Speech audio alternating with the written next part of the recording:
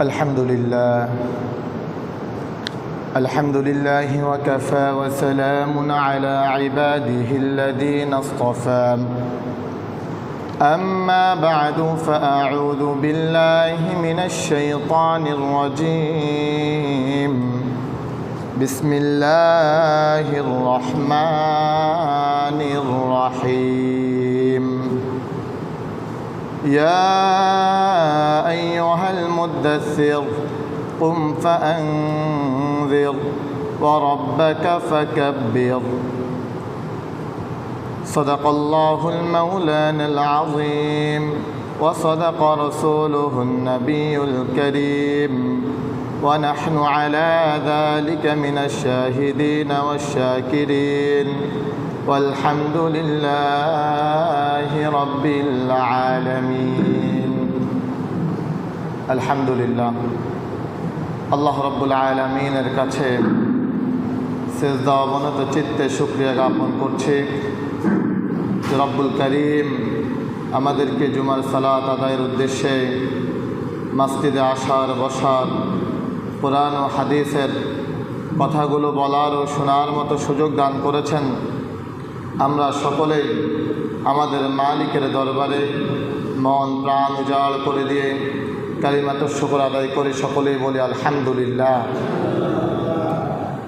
দুরুদ ও রহমত বর্ষিত হোক ইমামুনা কুদওয়াতুনা নবিয়ুনা হযরত মুহাম্মদ মুস্তাফা সাল্লাল্লাহু আলাইহি ওয়াসাল্লামের প্রতি। আল্লাহুম্মা সাল্লি আলাইহি আল্লাহুম্মা বারিক আলাইহি। সম্মানিত উপস্থিতি,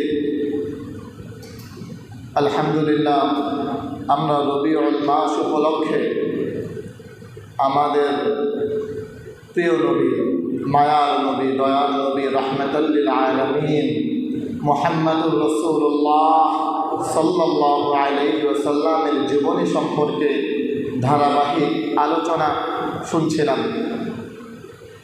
গত 3টি জুমাতে ধারাবাহিকভাবে আমরা আল্লাহ রাসূল সাল্লাল্লাহু আলাইহি ওয়াসাল্লামের নবুয়তের আগের যে জীবন, ওই 40 বছরের জীবন সম্পর্কে খুবই সংক্ষিপ্তভাবে উপস্থাপন করে জানার চেষ্টা করেছি। আজকের জুমাতে আমরা রাসূলুল্লাহ সাল্লাল্লাহু আলাইহি ওয়াসাল্লামের মাক্কি জীবন সম্পর্কে জানার চেষ্টা করব। ওয়ামা তাওফীকি ইল্লা বিল্লাহ আলাইহি তাওয়াক্কালতু ওয়া ইলাইহি উনীব। প্রিয় মসজিদের মুসল্লি ভাইয়েরা, আমাদের দেশে আজকে আমাদের উপস্থিত হয়েছে, আমাদের মধ্যেও অনেক ভাই এমন আছেন যে আমরা বিভিন্ন দলকে পছন্দ করি, আমরা বিভিন্ন দলের কর্মী। কিছু ভাই এমনও আছেন যারা কোনো না কোনো পীর সাহেবের মুরিদ, কোনো পীর সাহেবকে পছন্দ করেন। তো যিনি যেই দলের কর্মী, তিনি যদি ওই দল সম্পর্কে স্বচ্ছ ধারণা না রাখেন, তাহলে তিনি ওই দলের প্রকৃত কর্মী হন না, অ্যাক্টিভ কর্মী হতে পারেন না। নামটা অস্তে নিজের পরিচয়ের জন্য বলতে পারে, কিন্তু অ্যাক্টিভ কর্মী, প্রকৃত কর্মী তিনি যিনি তার পছন্দের দল সম্পর্কে স্বচ্ছ ধারণা রাখেন। তেমনিভাবে একনিষ্ঠ মুরিদ তিনি যিনি তার পীর সাহেব সম্পর্কে স্বচ্ছ ধারণা রাখেন। প্রিয় ভাইয়েরা, তো আমরা যদি রাসূলের খাঁটি উম্মত হতে হয়, রাসূলের প্রকৃত উম্মত হতে হয়, তাহলে আমার আপনার রাসূল সম্পর্কে আমাদেরকে স্বচ্ছ ধারণা থাকা উচিত। যেই উম্মতের রাসূল সম্পর্কে স্বচ্ছ ধারণা নাই, ওই উম্মত রাসূলের প্রকৃত উম্মত হতে পারে না। এজন্যে আমরা যেহেতু উম্মতে মুহাম্মদের দাবিদার, আমরা যেহেতু নিজের পরিচয় উম্মতে মুহাম্মদি বলি, আমার নেতা আমাদের রাসূলকে মুহাম্মদুর রাসূলুল্লাহ সাল্লাল্লাহু আলাইহি ওয়াসাল্লাম বলি, সেজন্যে আমাদের প্রত্যেকের উচিত যে আমরা আমাদের রাসূল সম্পর্কে স্বচ্ছ ধারণা রাখা। প্রিয় ভাইয়েরা, আমাদের আজকের আলোচনাটা মূলত গঠনমূলক আলোচনা। আমরা খুব মনোযোগ সহকারে আল্লাহ রসুল সাল্লাল্লাহু আলাইহি ওয়াসাল্লামের মাক্কি জীবনটা শোনার চেষ্টা করব ইনশাআল্লাহ। আল্লাহ রসুল সাল্লাল্লাহু আলাইহি ওয়াসাল্লামের জীবনটা দুই ভাগে বিভক্ত।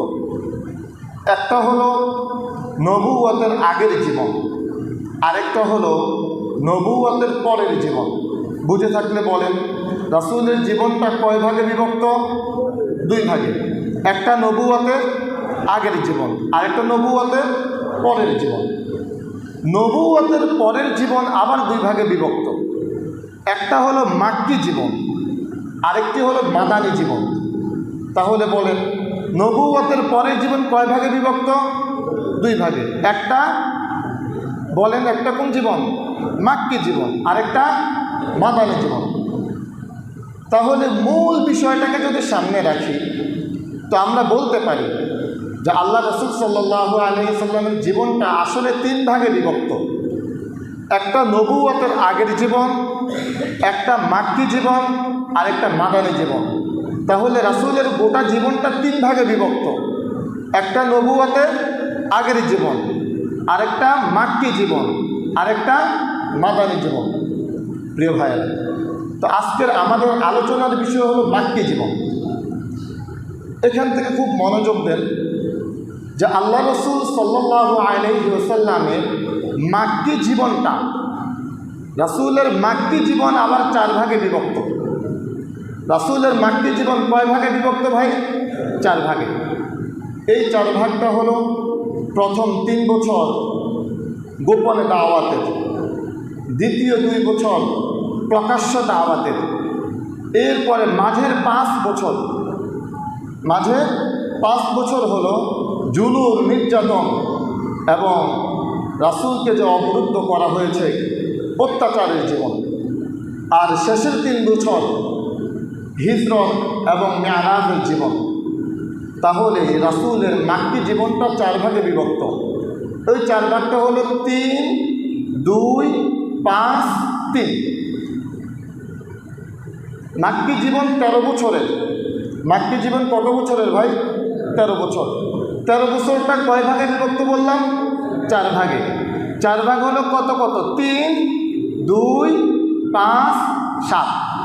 এবার যারা মনোযোগ দিয়ে শুনেছেন আপনারা বলেন, রাসূলের মাক্কি জীবনটা কত বছরের ভাই?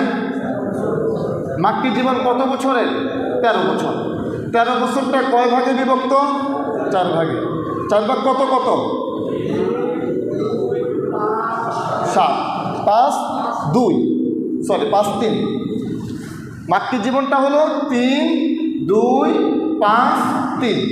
এ হলো মোট 13 বছর। এবার আমরা সংক্ষেপে এই 13 বছরের যে ভাগটা, 13 বছর কয় ভাগে বিভক্ত ভাই? চার ভাগে। চার ভাগের প্রথম ভাগ, প্রথম ভাগ হলো গোপনে দাওয়াতে। আল্লাহ রাসূল সাল্লাল্লাহু আলাইহি ওয়াসাল্লাম তিনি যখন দেখতে পেলেন যে মক্কায় হানাহানি, মারামারি, রাহাজানি, অন্যায়, জুলুম, অত্যাচার, তিনি তখন হেরা গুহায় ধ্যানে মগ্ন থাকতেন এবং তিনি রাতে যা স্বপ্ন দেখতেন দিনে তার বাস্তবায়ন ঘটত। তো একসময় রাসূলুল্লাহ সাল্লাল্লাহু আলাইহি ওয়াসাল্লামের কাছে আল্লাহ রাব্বুল আলামিন ওহী নিয়ে জিবরাইল আলাইহিস সালাতু ওয়াস সালামকে পাঠান এবং জিবরাইল আলাইহিস সালাতু ওয়াস সালাম হেরা গুহায় রাসূলের কাছে ওহী নিয়ে আসেন। এসে বলেন যে আপনি পড়েন, ইকরা বিসমি রাব্বিকাল্লাযী খালাক। রাসূল বললেন, মা আনা বিকারি, আমি তো পড়তে পারি না। তিনি আবারও বললেন। 3 বার বলার পর তিনি রাসূলকে বুকের সাথে লাগিয়ে চাপ দিলেন এবং আল্লাহ রাসূল সাল্লাল্লাহু আলাইহি ওয়াসাল্লাম পড়লেন। সূরাতুল আলাকের প্রথম 5 আয়াত আল্লাহ রাব্বুল আলামিন ওহী করে পাঠালেন। আল্লাহ রাসূল সাল্লাল্লাহু আলাইহি ওয়াসাল্লাম এই ওহীর ভাব সহ্য করতে না পেরে কাঁপতে থাকতেন, গায়ে জ্বর চলে আসলো। রাসূল বাসায় চলে গেলেন। খাদিজাতুল কুবরা রাদিয়াল্লাহু তাআলা আনহাকে বললেন যে জাম্মিলুনি জাম্মিলুনি, আমাকে কম্বল দিয়ে পেঁচিয়ে দাও। এরপর আল্লাহ রাসূল সাল্লাল্লাহু আলাইহি ওয়াসাল্লামের কাছে ওহী আসে, কিছুদিন বন্ধ ছিল। তো এই 3 বছর হলো গোপনে দাওয়াতের। আল্লাহ রাসূল সাল্লাল্লাহু আলাইহি সাল্লামের কাছে আল্লাহ রাব্বুল আলামিন আয়াত পাঠালেন, ইয়া আইয়ুহাল মুদ্দাসসির কুম ফাআনযির ওয়া রাব্বাকা ফাকাব্বির। ইয়া আইয়ুহাল মুদ্দাসসির, হে চাদর দিয়ে আবৃত ব্যক্তি, কুম ফাআনযির, দাঁড়াও, মানুষের কাছে দাওয়াত পৌঁছিয়ে দাও। মানুষের কাছে কোন দাওয়াত পৌঁছাবে? ওয়া রাব্বাকা ফাকাব্বির, মানুষের কাছে রবের বড়ত্ব পৌঁছিয়ে দাও। বড়ত্ব কার ভাই? আল্লাহ। বড়ত্ব কার? আল্লাহ। এই মসজিদ কার ঘর? মসজিদে বড়ত্ব চলে কার? বড়ত্বের তাকবীর হলো আল্লাহু আকবার। বড়ত্বের তাকবীর কি? আল্লাহু আকবার। এই জমিন কার? আসমান কার? তো মসজিদ যদি আল্লাহর হয়, আল্লাহর ঘর, আল্লাহর মসজিদে যদি রব্বাকা ফাকাব্বির, রবের তাকবীর চলে, তো আসমান যদি আল্লাহর হয়, জমিন যদি আল্লাহর হয়, আসমানের নিচে জমিনের উপরে ওই রবের তাকবীর চলার দাবি রাখে কি রাখে না ভাই? ওই রবের তাকবীরে চলতে হবে। শুধু তাই নয়, আমি আপনি নিজের পরিচয় মুসলমান বলি। আমার আপনার যখন জন্ম হয়েছে, আমার আপনার কানে ধ্বনি এসেছে আল্লাহু আকবার। জন্মের সময় কানে আজান দেওয়া হয় কি হয় না? আজানের শুরুর বাক্য কি? সবাই বলেন আল্লাহু আকবার। এরপরে আমাদের যখন মৃত্যু হয়, মৃত্যুর সময় জানাজা হয় কি হয় না? জানাজার প্রথম তাকবীর কি? আল্লাহু আকবার। তো প্রিয় ভাই, যেই মুসলমান এটা চায় যে আমার জন্মের প্রথম ধ্বনি হোক আল্লাহু আকবার, যিনি এটা চান যে আমার জানাজার প্রথম ধ্বনি হোক আল্লাহু আকবার, তার মানে আমার জীবনের শুরু আল্লাহু আকবার ধ্বনি দিয়ে, আমার জীবনের শেষ আল্লাহু আকবার ধ্বনি দিয়ে। প্রিয় ভাই, তো আমার আপনার পুরো জীবন ওই আল্লাহু আকবার ধ্বনির সাথে কাটানো উচিত। আল্লাহ রাসূল সাল্লাল্লাহু আলাইহি ওয়াসাল্লামকে আল্লাহ রাব্বুল আলামিন বললেন, কুম ফাআনযির, মানুষকে সতর্ক করো, ওয়া রাব্বাকা ফাকাব্বির, এবং মানুষের কাছে রবের বড়ত্ব প্রকাশ করো। এই যে 3 বছর, এই 3 বছর গোপনে যখন রাসূল দাওয়াত দিচ্ছিলেন, তখন শত্রুতা ছিল, বিরোধিতাটা ছিল, তবে সেটা প্রাথমিক পর্যায়ের ছিল। বিরোধিতা তখন ব্যাপক আকার ধারণ করে নাই, কেননা দাওয়াত তো হচ্ছে গোপনে, এই জন্য বিরোধিতার লেভেলটাও খুবই অল্প। এই দেখতে নাকছিট কেন, ব্যঙ্গ করা, একটু অবহেলা করা, এই কাজগুলো করতো, যে যাচ্ছে কি না কি বলে, এভাবে করে প্রাথমিক লেভেলের বিরোধিতা ছিল। গোপনে দাওয়াতের এই 3 বছরে আল্লাহ রাসূল সাল্লাল্লাহু আলাইহি ওয়াসাল্লাম দাওয়াত দিয়ে হাতে গোনা কয়েকজনকে পেলেন। দাওয়াত গ্রহণ করেছেন মহিলাদের মধ্য থেকে উম্মাহাতুল মুমিনিন খাদিজাতুল কুবরা রাদিয়াল্লাহু তাআলা আনহা। দাওয়াত কবুল করেছিলেন পুরুষদের মধ্য থেকে আবু বকর সিদ্দিক রাদিয়াল্লাহু তাআলা আনহু। দাওয়াত গ্রহণ করেছিলেন শিশুদের মধ্য থেকে আলী ইবনে আবি তালেব রাদিয়াল্লাহু তাআলা আনহু। দাওয়াত গ্রহণ করেছিলেন শ্রমজীবী মানুষদের মধ্য থেকে যায়েদ রাদিয়াল্লাহু তাআলা আনহু। এই হাতে গোনা কয়েকজন মানুষকে রাসূল দাওয়াত দিয়ে পেলেন। তাহলে গোপনে দাওয়াত দিয়েছেন রাসূল কত বছর ভাই? সবাই বলেন কত বছর? 3 বছর। এই 3 বছরের প্রাথমিক পর্যায় শেষ হলো। মাক্কি জীবন কত বছরের? 13 বছরের। মাক্কি জীবন কত বছরের? 13 বছর। কয় ভাগে বিভক্ত? 4 ভাগে। প্রথম ভাগে কত বছর? 3 বছর। 3 বছরকে আমরা সংক্ষেপে সেরে নিলাম। এরপরে দ্বিতীয় ধাপে হলো 2 বছর। এই 2 বছরে যখন পদার্পণ হলো, রাসূলের 44তম বছর, নবুয়তের 4র্থ বছর, আল্লাহ রাব্বুল আলামিন আয়াত নাযিল করলেন, ওয়া আনযির আশীরাতাকাল আকরাবিন। হে রাসূল, আপনার নিকট আত্মীয় যারা আছে তাদের কাছে দাওয়াত পৌঁছিয়ে দেন। এখন আর গোপনে দাওয়াত না, দাওয়াত প্রকাশ্যে দেওয়া শুরু করেন। আল্লাহ রাসূল সাল্লাল্লাহু আলাইহি ওয়াসাল্লাম সকালবেলা হেরা পর্বতে উঠলেন, গারে হাওয়ারে উঠলেন, সাফা পর্বতে উঠে রাসূলুল্লাহ সাল্লাল্লাহু আলাইহি ওয়াসাল্লাম ডাক দিলেন, ইয়া মাশারাল কুরাইশ, ইয়া বনি ফিহর। এভাবে করে মক্কার যে গোত্রগুলো, বংশগুলো আছে, প্রত্যেক বংশকে ডাক দিলেন নাম ধরে ধরে। প্রত্যেক বংশ জামায়াত হলো। যেই বংশ থেকে প্রতিনিধি আসতে পারল না, প্রধান যিনি আসতে পারলেন না, তিনি তার পক্ষ থেকে প্রতিনিধি পাঠালেন যে যাও দেখো মুহাম্মদ কি বলে। যখন আল্লাহ রাসূল সাল্লাল্লাহু আলাইহি ওয়াসাল্লাম সাফা মারওয়া থেকে উচ্চ আওয়াজে ডাকলেন, ডেকে তাদেরকে বললেন যে আমি যদি তোমাদেরকে একটা সংবাদ দিই, তোমরা কি আমার সেই সংবাদটা বিশ্বাস করবে? তখন সবাই একসাথে বলেছিল যে তুমি তো কখনো মিথ্যা কথা বলো নাই, তুমি যা বলো সত্যই বলো। তা আল্লাহ রাসূল সাল্লাল্লাহু আলাইহি ওয়াসাল্লাম বললেন যে কুলু লা ইলাহা ইল্লাল্লাহ, তোমরা বলো আল্লাহ ছাড়া কোনো ইলাহ নাই। ওই প্রতিমা পূজা বাদ দাও, লাত মানাত উজ্জার পূজা বাদ দাও, একমাত্র ইবাদত করতে হবে কার? আল্লাহ। সবাইকে বলতে বললেন যে সবাই বলো লা ইলাহা ইল্লাল্লাহ।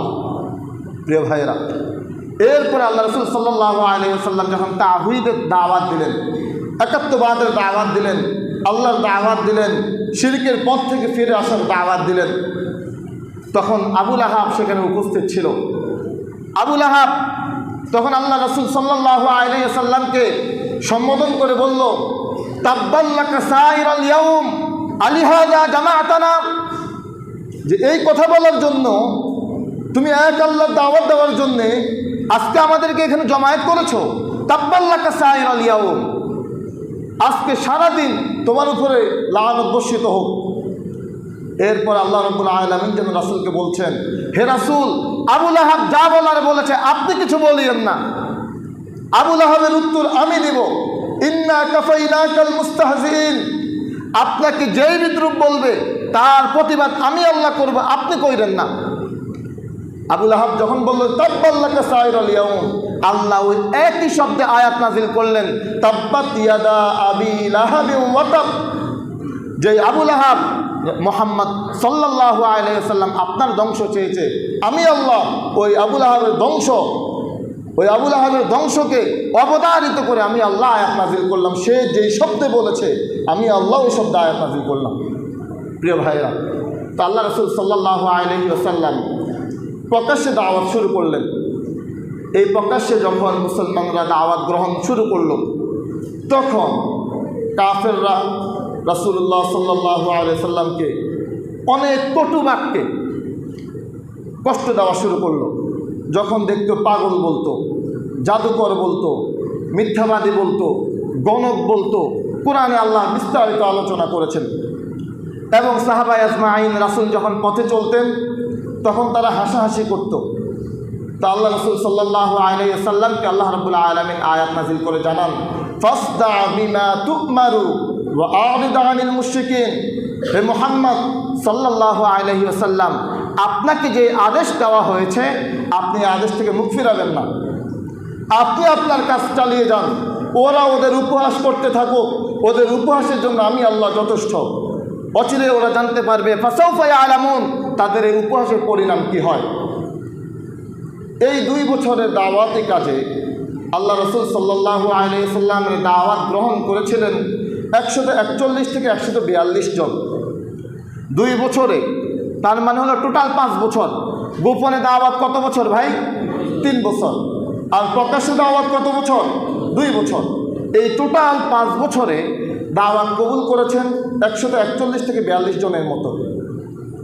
যখন এই সাহাবীদের উপরে অত্যাচার আর নির্যাতন চলতেছে, তখন সাহাবীরা আল্লাহ রাসূলের কাছে আসলো, এসে বলল, ইয়া রাসূলুল্লাহ, আমরা তো এই অত্যাচার আর নির্যাতন সহ্য করতে পারতেছি না। তো আল্লাহ রাসূল সাল্লাল্লাহু আলাইহি ওয়াসাল্লাম সাহাবা আজমাইনকে বললেন, তাহলে তোমরা আমাদের পার্শ্ববর্তী একটা রাষ্ট্র আবিসিনিয়া, ওই আবিসিনিয়া হিজরত করে চলে যাও। ওখানকার যে রাজা আছেন তিনি খুবই ভালো মানুষ, আশা করা যায় ওনার কাছে তোমরা নিরাপদে থাকতে পারবে। তো রাসূল সাহাবা আজমাইনকে হিজরত করতে বললেন আবিসিনিয়া। সাহাবা আজমাইনকে কোথায় হিজরত করতে বললেন ভাই? আবিসিনিয়া। হিজরত এটা খুব সহজ বিষয় না। নিজের পরিবার ছেড়ে, নিজের আত্মীয় স্বজন ছেড়ে, নিজের ঘর বাড়ি ছেড়ে, কোনো রকমের উদ্দেশ্য ছাড়া এমন এক জায়গার দিকে রওনা হওয়া যেখানে তার কোনো কিছু নাই, ওখানে গেলে কি হবে সেটাও জানে না। তো আবিসিনিয়ায় 2 দফায় হিজরত হয়েছে, 2 দফায় 101 জন হিজরত করেছেন। আবিসিনিয়া হিজরত হয়েছে কয় দফায় ভাই? 2 দফা। কতজন গেছেন 2 দফায়? 101 জন। আর এই টোটাল 5 বছরে দাওয়াত কবুল করেছেন কতজন? 141 থেকে 42 জন। চলে গেছেন কতজন? 101 জন। এই যারা জুলুম আর নির্যাতন করত, মক্কা তো তখন এক মফস্বল এরিয়া, যখন 101 জন চলে গেল, এটা তো সকলের নজরে পড়লো যে একটা সমাজ থেকে 101 জন মানুষ নাই, তার মানে দেখা গেল প্রত্যেক বাড়ি থেকে 2-1 জন করে নাই।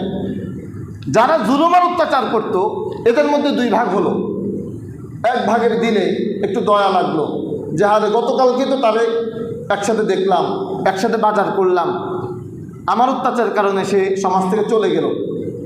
যাদের দিলে একটু মায়া হলো, জালেম ছিল কিন্তু দিলে মায়া হলো যে আমারই তো ভাই, আমারই তো চাচা, আমারই তো পাড়া প্রতিবেশী, কিন্তু আমার অত্যাচারের কারণে সে আজ সমাজ ছেড়ে চলে গেল। যাদের দিলে একটু মায়া হলো, এরা প্রত্যেকে পরবর্তীতে ইসলাম ধর্ম গ্রহণ করলেন। কিন্তু আরেকটা দল, জালেমদের মধ্যে আরেকটা দল, যখন দেখলো যে চলে গেল, এখন সে জুলুম করবে কার উপরে, তার তো আর সহ্য হয় না। জামাতে যদি ময়লা হয় তো সাবান দিয়ে যদি জামা পরিষ্কার হয়, জামা পরিষ্কার হয়ে যায়, কিন্তু কয়লাতে যদি ময়লা হয়, কয়লাকে তো যা দিয়েই ধোয়, এটার আর পরিষ্কার হওয়ার কোনো চান্স নাই। ওই জালেমগুলোর অন্তর কয়লার মতো ছিল, তাদের জুলুমের কারণে 101 জন মানুষ সমাজ ছেড়ে চলে গেল, তাদের আর সহ্য হচ্ছে না। এখন তারা চাচ্ছে যে কীভাবে 101 জনকে আবার আনা যায়, 101 জনকে আনে যাতে জুলুমটা একসাথে করা যায়। চলে যাওয়াতে তাদের তো খুব, জুলুম করবো কার উপরে? 101 জন মানুষ চলে গেল, জুলুম তো করতে পারতেছি না, এ এক কষ্ট। এবার আনার চেষ্টা, আনবে হলো জুলুম করার জন্য। আরেকটা কারণ যে এরা যে আদর্শবান হয়েছে 101 জন, এরা যেখানেই যাবে ওখানে তো তারা তাদের আদর্শ প্রচার শুরু করবে। আর আদর্শ যখন প্রচার শুরু করবে, ওদেরকে তো মানুষ গ্রহণ করা শুরু করবে। ওদের আদর্শ তো সুন্দর, ওদের আদর্শ তো উত্তম, ভালো আদর্শ। ওরা যখন প্রচার শুরু করবে, মানুষ তো গ্রহণ শুরু করবে, এদেরকে তাড়াতাড়ি আনতে হবে। এজন্যে 101 জনকে ফেরত আনার জন্যে এই মক্কার জালেমেরা 2 জন প্রতিনিধি ঠিক করলো আবিসিনিয়া পাঠাবে। আমর ইবনুল আস রাদিয়াল্লাহু তাআলা আনহুকে, তিনি তখন ইসলাম ধর্ম গ্রহণ করেন নাই, আর একজন আবু জাহেলের ভাই, এই 2 জনকে গ্রহণ করা হলো যে তোমরা আবিসিনিয়ায় যাবে এবং আবিসিনিয়ার বাদশাকে এই 101 জন সম্পর্কে বুঝাবে। এবং বড় অ্যামাউন্টের ঘুষ নিয়ে গেল আবিসিনিয়ার বাদশার জন্যে। তারা আবিসিনিয়ার বাদশার কাছে গিয়ে পৌঁছালো। পৌঁছানোর পরে এই 2 জন ওই 101 জন সম্পর্কে আবিসিনিয়ার বাদশাকে যা বলবে, ওই 101 জনের পক্ষে বলবে না বিরুদ্ধে বলবে? ভাই, বিরুদ্ধে বলবে। সত্য বলবে না মিথ্যা বলবে? প্রথম থেকে শেষ পর্যন্ত সবগুলো কি বলবে? মিথ্যা বলবে। আবিসিনিয়ার বাদশাকে বোঝানো শুরু করলো যে আমাদের ধর্মত্যাগী 101 জন মানুষ আপনার রাষ্ট্রে আসছে, ওরা ওদের বাপদাদার ধর্মত্যাগ করছে, ওরা যদি আপনার রাষ্ট্রে থাকে তো এটা আপনার রাষ্ট্রের জন্য ক্ষতিকর। আমরা আপনার খুব হিতাকাঙ্ক্ষী, শুভাকাঙ্ক্ষী, আমরা আপনার কাছে রাষ্ট্রীয় দূত হিসেবে আসছি, আপনি ওদেরকে আমাদের হাতে তুলে দেন, আমরা ওদেরকে নিয়ে যাই। তা আবিসিনিয়ার বাদশা চিন্তা করলেন 101 জন মানুষ আমার রাষ্ট্রে আসছে, আর আপনারা 2 জন তাদের বিরুদ্ধে আসলেন, আমি ওই 101 জনের বক্তব্য শুনি। তো ওই 101 জনকে আনা হলো। ওই 101 জনের নেতৃত্ব দিচ্ছিলেন জাফর ইবনে আবু তালিব রাদিয়াল্লাহু তাআলা আনহু। কোরআন এতদিন ছিল মানুষ থেকে মানুষের কাছে, এক মানুষ থেকে এক মানুষের কাছে কোরআনের দাওয়াত দেওয়া হচ্ছিল। যখন বাদশাহ নাজ্জাশী তাদেরকে জিজ্ঞাসা করলেন যে তোমরা এখানে কেন আসছো, লম্বা আলোচনা। এরপরে জাফর ইবনে আবি তালিবকে বাদশাহ নাজ্জাশী বললেন যে তোমাদের রাসূল যে কালাম তোমাদেরকে শোনাও, ওই কালাম আমাকে শোনাও তো। জাফর ইবনে আবি তালিব রাদিয়াল্লাহু তাআলা আনহু সূরাতুল মারইয়াম তেলাওয়াত শুরু করলেন। কয়েক আয়াত যখন তিনি তেলাওয়াত করলেন, বাদশাহ নাজ্জাশীর চোখ দিয়ে পানি বের হওয়া শুরু হলো, এবং তার ওই রাজমহলে যারা ছিল প্রত্যেকের চোখ দিয়ে পানি বের হওয়া শুরু হলো। বাদশাহ নাজ্জাশী এক পর্যায়ে বলল যে এটা তো ওই মালিকের পক্ষ থেকে, এটা তো ওই মালিকের পক্ষ থেকে কালাম, যে মালিক ঈসা আলাইহিস সালাতু ওয়াস সালামের কাছে তার কালাম পেশ করেছেন, এটা তো ওই মালিকের কথা। বাদশাহ নাজ্জাশী তাদের এই কথা শোনার পরে ওই দুইজনকে বললেন যে 101 জনকে তোমাদের হাতে তুলে দেওয়া হবে না। ওই দুইজনের কারণে আল্লাহর কালাম ঢুকে গেল কোথায়? রাজদরবারে। এই দুইজন যদি না যেত, রাজদরবারে কি কালাম ঢুকে চান্স পাইতো? পায় না। এবং এই দুইজন যাওয়ার কারণে বাদশাহ নাজ্জাশী এই 101 জনকে বলতেছেন যে তোমাদের যতদিন ইচ্ছে এখানে থাকবে এবং আমার রাজকীয় মেহমান হিসেবে থাকবে। তাহলে এই দুইজন গিয়ে ওই 101 জনের লাভ হলো না ক্ষতি হলো? লাভ হলো। আর এই দুইজন যে খুশি নিয়ে গিয়েছিল, এখন কি আর এই খুশি আছে? এই দুইজন বড় হাতে ফিরতেছে না খালি হাতে ফিরতেছে? খালি হাতে। এই দুইজন খালি হাতে মক্কায় ফিরে আসলো। এসে যখন বলল যে ওই 101 জনকে পেলাম না, এবার যে জালেমেরা এই দুইজনকে ওই 101 জনকে আনতে পাঠালো, ওই জালেমরা আরো বেশি খুশি না আরো বেশি কষ্ট? আরো বেশি কষ্ট। প্রিয় ভাইয়েরা, যদি মনে থাকে বলেন তো, এই 5 বছরে সর্বমোট দাওয়াত গ্রহণ করেছিলেন কতজন? মাশাআল্লাহ। হিজরত করে চলে গেছেন কতজন? তাহলে মক্কায় আছেন কতজন? 40-41 জনের মতো। এই যে 40 আর 41, এই জালেমেরা যখন ওই 101 জনকে ফেরত পেল না, এদের জুলুম, এদের অত্যাচার, এদের রাগ আর ক্ষোভ এখন কার উপরে মিটাবে? এই 40-41 জনের উপরে। জুলুমের কি পরিমাণ স্টিমরোলার চালাইছে তারা। বিলাল রাদিয়াল্লাহু তাআলা আনহুকে এই জালেমেরা, উমাইয়া, তার পায়ের মধ্যে রশি বেঁধে ওই ছোট বালকদের হাতে দিয়ে দিত। শুধুমাত্র কোরআনের দাওয়াত গ্রহণ করার কারণে, ইসলামের দাওয়াত গ্রহণ করার কারণে বিলাল রাদিয়াল্লাহু তাআলা আনহুর উপরে অত্যাচার শুরু হলো। তার গলার মধ্যে রশি লাগিয়ে বাচ্চাদের হাতে দিয়ে দেওয়া হতো। তারা এমনভাবে টানতে থাকতো যেন গলায় ফাঁস পড়ে যায়, গলায় দাগ পড়ে যেত। উত্তপ্ত বালুর উপরে বিলাল রাদিয়াল্লাহু তাআলা আনহুকে শুইয়ে দেওয়া হতো। বালু এবং উত্তপ্ত কণা দুটোর উপরে শুয়ে দেওয়া হতো। দুটোর উপরে শুয়ে দিয়ে ওনার বুকের উপরে পাথর চাপা দেওয়া হতো, শুধুমাত্র ইসলাম ধর্ম গ্রহণ করার কারণে। খাব্বাব রাদিয়াল্লাহু তাআলা আনহু শুধুমাত্র ইসলাম ধর্ম গ্রহণ করার কারণে, লা ইলাহা ইল্লাল্লাহ গ্রহণ করার কারণে ওনাকে উত্তপ্ত বালু না, শুধু এই যে গরম কয়লা, এই গরম কয়লাকে জমা করা হতো। এই গরম কয়লার উপরে ওনাকে চিৎ করে শুয়ে দেওয়া হতো। ওনার শরীরের রক্ত যখন ওই কয়লার উপরে পড়তো, ওনার শরীরের রক্ত ওই কয়লাগুলো শীতল হতো। এমন অত্যাচার এক মুসলিম পরিবারের উপরে কি পরিমাণ অত্যাচার হয়েছে দেখেন। আম্মার ইবনে ইয়াসির রাদিয়াল্লাহু তাআলা আনহু তাদের পরিবারের উপরে শুধুমাত্র দ্বীনের দাওয়াত কবুল করার কারণে, ইয়াসির রাদিয়াল্লাহু তাআলা আনহুর উপরে জুলুম আর অত্যাচারের কারণে অত্যাচারিত হতে হতে তিনি শহীদ হয়ে গেলেন। তার স্ত্রী সুমাইয়া রাদিয়াল্লাহু তাআলা আনহা বয়োবৃদ্ধ এক নারী, দুর্বল নারী। সুমাইয়া রাদিয়াল্লাহু তাআলা আনহাকে ইসলাম ধর্ম গ্রহণ করার কারণে আবু জেহেল বিষাক্ত তীর দিয়ে ওনাকে শুধু আঘাত না, ওনার লজ্জাস্থানে আঘাত করতে করতে ওনাকে শহীদ করে দিছে। প্রিয় ভাইয়েরা, তাদের এই রক্তের বিনিময়ে, তাদের এই জীবনের বিনিময়ে আজ আমাদের কাছে এই ইসলাম। শুধু তাই না, তাদের সন্তান আম্মার রাদিয়াল্লাহু তাআলা আনহু ইসলাম ধর্ম গ্রহণ করার কারণে বিলাল রাদিয়াল্লাহু তাআলা আনহুকে তো পায়ে দড়ি বেঁধে, গলায় দড়ি বেঁধে একদিকে টানা হতো। আম্মার রাদিয়াল্লাহু তাআলা আনহুকে ওনার 2 পায়ে দড়ি বেঁধে 2টা ঘোড়ার পায়ের মধ্যে দড়ি লাগিয়ে দেওয়া হয়েছে এবং 2 ঘোড়াকে সামনের দিকে না, মনে করেন ওনাকে এভাবে রেখে এক ঘোড়াকে উত্তর দিকে আরেক ঘোড়াকে দক্ষিণ দিকে চালিয়ে দেওয়া হয়েছে। উনি মধ্যখানে, এক ঘোড়া উত্তর দিকে আরেক ঘোড়া দক্ষিণ দিকে। বলেন এই জীবন্ত মানুষটার অবস্থা কি হয়েছে? দ্বিখণ্ডিত হয়ে জায়গায় দ্বিখণ্ডিত হয়ে শহীদ হয়ে গেছে। এক ঘোড়া উত্তর দিকে চলে গেছে, আরেক ঘোড়া দক্ষিণ দিকে চলে গেছে। ওই 5 বছর জুলুম এবং অত্যাচারের বছর শুরু হয়েছে। কি পরিমাণ জুলুম আর অত্যাচার শুরু করেছে প্রিয় ভাইয়েরা।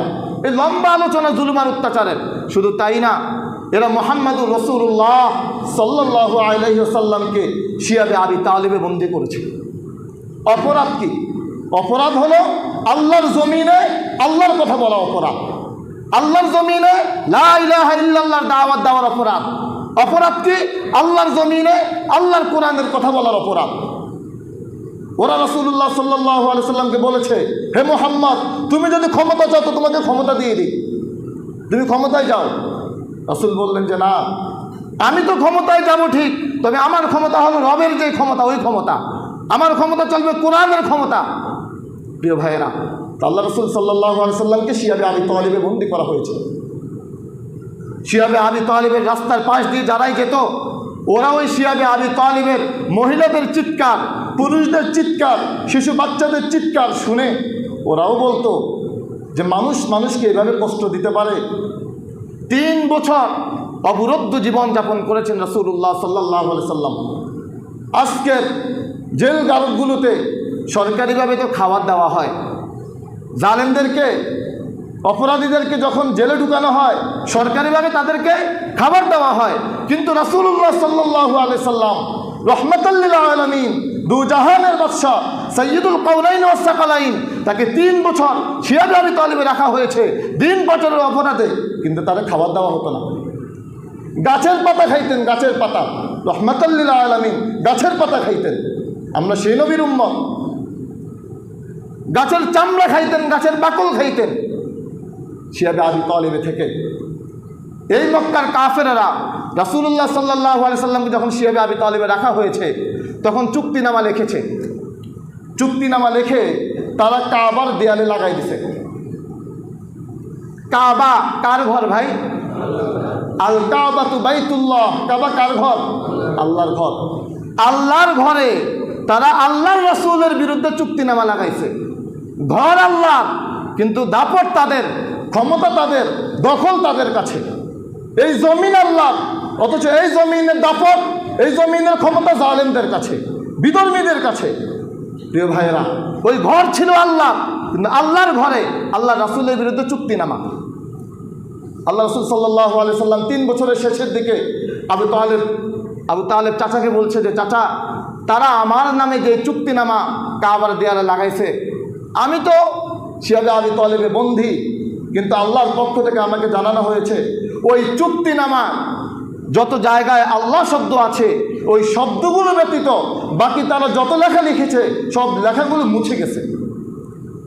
এরপর আবু তালেব কাবার ওই কাফেরদের কাছে আসলো, এসে বলল যে আমার ভাতিজা এক তথ্য দিয়েছে। আমার ভাতিজা বলেছে যে তোমরা কাবার চত্বরে, কাবার দেয়ালে তার বিরুদ্ধে যে চুক্তিগুলো লিখেছ ওই চুক্তিগুলোর মধ্যে আল্লাহ শব্দ ছাড়া বাকি সব লেখাগুলো মুছে গেছে।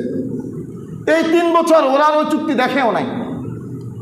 আবু তালেব বললেন যদি এই ঘটনা সত্য হয় তাহলে আমার ভাতিজাকে ওই জেলখানায় অবরুদ্ধ রাখা যাবে না, তাকে ছেড়ে দিতে হবে। তারা সবাই গেল, গিয়ে দেখলো সত্যই আল্লাহ শব্দ ছাড়া বাকি সব লেখাগুলো মুছে গেছে। সুবহানাল্লাহ। রাসূলুল্লাহ সাল্লাল্লাহু আলাইহি সাল্লাম শিয়াবে আবি তালিব থেকে মুক্তি পেলেন। রাসূলের বয়স এখন 50 বছর। 5 বছরের জীবনীতে রাসূলের বয়স এখন 50 বছর। এই নবুয়তের 5ম বছরে, এই বছরটাকে বলা হয় আমুল হুজন, দুঃখের বছর, কষ্টের বছর। রাসূল যখন শিয়াবে আবি তালিব থেকে বের হলেন, এর 6 মাসের মাথায় চাচা আবু তালেব তিনি মৃত্যুবরণ করেন। এর কয়েকদিনের মাথায় খাদিজা রাদিয়াল্লাহু তাআলা আনহা তিনিও মৃত্যুবরণ করেন। ওই চাচা মৃত্যুবরণ করেন যেই চাচার কারণে বাহিরের কোনো মানুষ তাকে শারীরিকভাবে আঘাত করার সাহস পেত না। যেই চাচা তার বাহিরের শান্তি ছিল। ওই স্ত্রী মৃত্যুবরণ করেন যে স্ত্রী ঘরের শান্তি ছিল।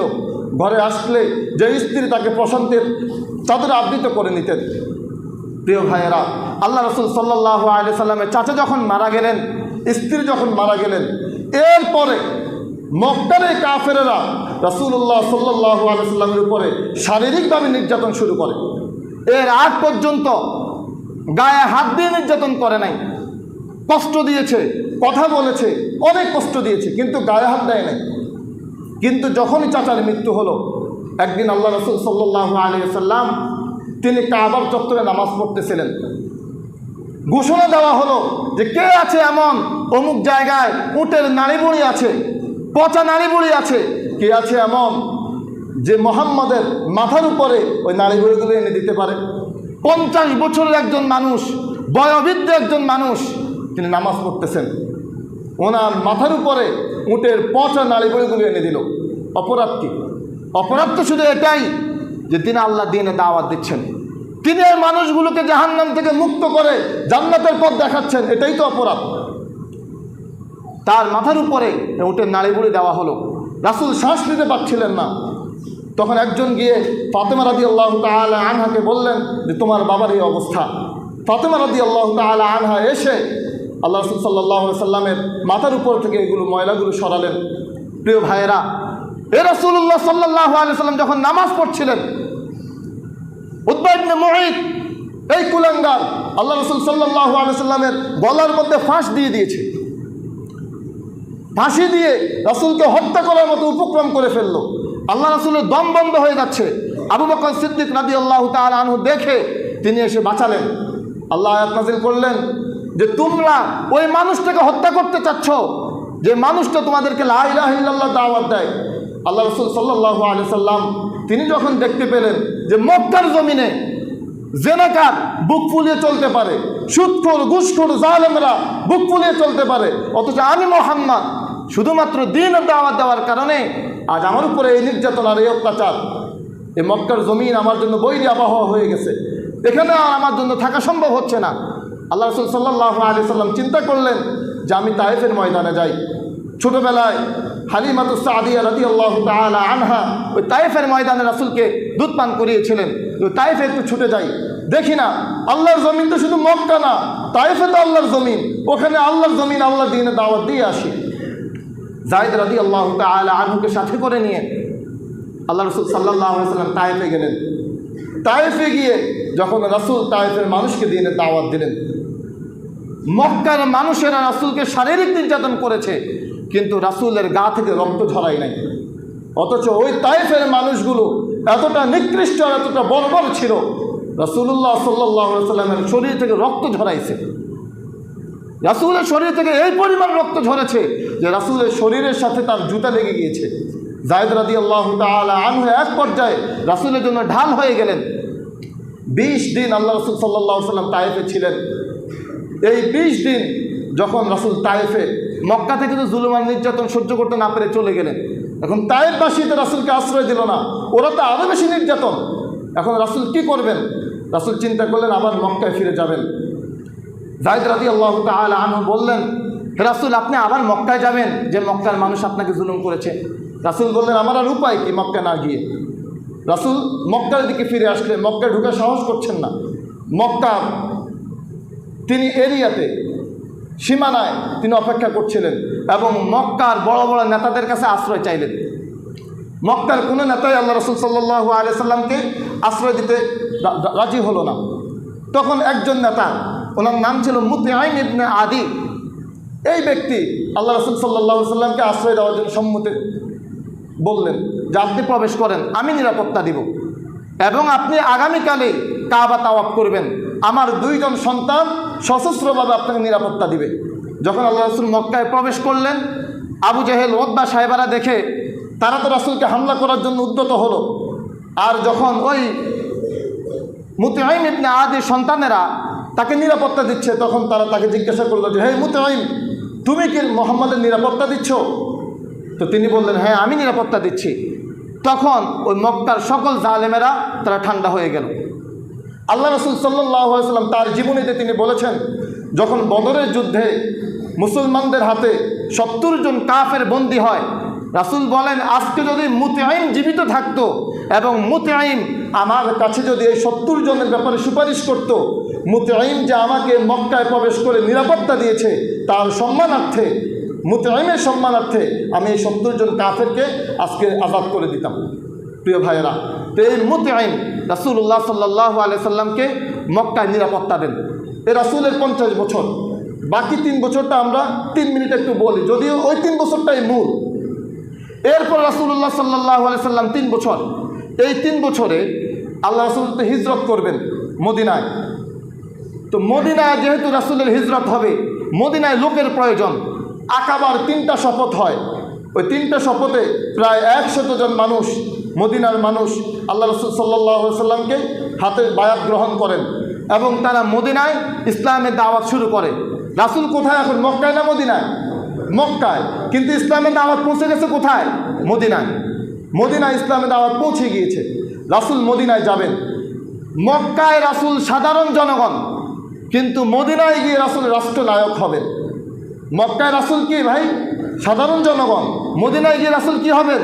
রাষ্ট্রনায়ক হবেন। তো রাষ্ট্রনায়ক হতে হলে, রাষ্ট্র পরিচালনা করতে হলে তার প্রশিক্ষণের প্রয়োজন। এজন্য আল্লাহ রাসূল সাল্লাল্লাহু আলাইহি সাল্লামকে আল্লাহ রাব্বুল আলামিন মেরাজ ভ্রমণ করাইলেন। মেরাজ ভ্রমণ করিয়ে সূরাতুল বানী ইসরাঈলে রাষ্ট্র কিভাবে পরিচালিত হবে, কিভাবে রাষ্ট্র পরিচালনা করতে হবে, আল্লাহ রাব্বুল আলামিন 14 দফা দিয়েছেন। ইসলামে কোরআন এবং হাদিসে রাষ্ট্র কিভাবে পরিচালিত হয় এই দিক নির্দেশনা আছে। যিনি রাষ্ট্রনায়ক হন, রাষ্ট্র যিনি পরিচালনা করেন, তিনি রাজনীতি করেন, তিনি রাজনীতিবিদ। তার মানে আমার রাসূল রাজনীতিবিদ ছিলেন, রাসূল রাষ্ট্র পরিচালনা করেছেন। রাজনীতি ইসলামে আছে। আর মুসলমানদেরকে ইসলামের যে রাজনীতি, কোরআনের যে রাজনীতি, ওই রাজনীতি করা উচিত। প্রিয় ভাইয়েরা, তো আল্লাহ রাসূল সাল্লাল্লাহু আলাইহি সাল্লাম যখন মেরাজ ভ্রমণ থেকে আসলেন, আর তিনি মেরাজ ভ্রমণ থেকে যখন মক্কা থেকে মদিনায় গেলেন, মদিনায় গিয়ে আল্লাহ রাব্বুল আলামিন মেরাজে নিয়ে রাসূলকে রাষ্ট্র পরিচালনার যে ফর্মুলাগুলো দিয়েছেন, ওই ফর্মুলাগুলোকে সামনে রেখে রাসূলুল্লাহ সাল্লাল্লাহু আলাইহি সাল্লাম মদিনার রাষ্ট্র সাজালেন এবং আল্লাহ রাসূল সাল্লাল্লাহু আলাইহি সাল্লাম মদিনার রাষ্ট্রনায়ক হলেন। প্রিয় ভাইয়েরা, আমরা আমাদের আজকের এই সংক্ষিপ্ত আলোচনায় রাসূলুল্লাহ সাল্লাল্লাহু আলাইহি সাল্লামের মাক্কি জীবনের, বিশাল জীবনের সংক্ষিপ্ত সামারি আমরা তুলে ধরার চেষ্টা করেছি। আল্লাহ রাব্বুল আলামিন আমাদেরকে রাসূলের জীবনী পরিপূর্ণভাবে জেনে, রাসূলকে ভালোবেসে, রাসূলের সুন্নাহর উপরে আমল করার তৌফিক দান করুন। ওয়া আখিরু দাওয়ানা আলহামদুলিল্লাহি রাব্বিল আলামিন।